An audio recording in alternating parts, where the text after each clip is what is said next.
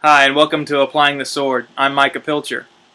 Today, in the 21st century, I think we esteem ourselves far too highly. We boast of our achievements of science, art, and technology, and convince ourselves of our own invincibility. But of course, it's always easier to glorify yourself when comparing yourselves to others. We will oftentimes look to our recent past, for instance, to a time when the American people, while championing liberty, themselves practiced slavery and established an entire economic apparatus around the institution. But the 21st century American holds himself in high moral regard for his opposition to slavery, even though he himself does not have the first penny attached to the institution, and therefore feels no temptation to support it. But hindsight is 20/20, and every age has had its closet full of skeletons. If it were not slavery, then it might as well be inquisition, crusade, witch hunt, genocide, human sacrifice. I could go on forever. But ask yourself, since hindsight is 20/20, what will our descendants have to say about us? What will be our pet sins? If you think we have none, then I refer to my previous statement that we are too high on ourselves in this generation. Might I suggest to you that the sins of this generation are far greater than those of all the other generations? Our great grotesque crime is that of abortion, the silent holocaust of the unborn. I marvel at the contempt we reserve for our recent ancestors for their practice of slavery. And while I am not belittling the horrors of slavery, I think we prove ourselves to be great hypocrites when we criticize those who practice slavery while we engage in a far more depraved practice. Allow me to illustrate the comparative barbarity.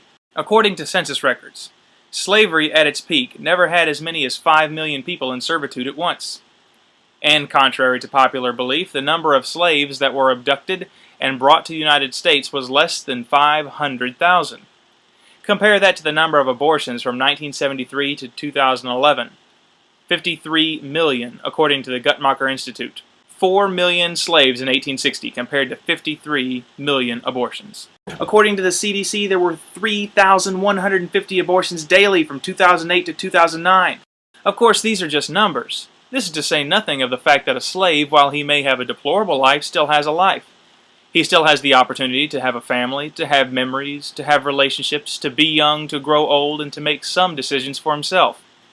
An unborn, aborted baby has none of those opportunities.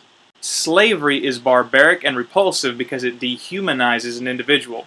Abortion makes the same exact mistake. The baby is robbed of its humanity by first being called a fetus and being described as being incomplete, ergo not human. So in a sense, the two barbarities come from the same philosophical position. But abortion is a far more radical and brutal application and is practiced on a far larger scale. So now I ask you, if you could go back to the 1860s and say or ask anything of a Southern man in regards to his generation's great sin, what would it be? What would you tell him he should or should not do or say? And now ask yourself, should you give that same scrutiny and advice to yourself in this generation in regards to your own generation's great sin? Something to think about. You folks have a great day and God bless.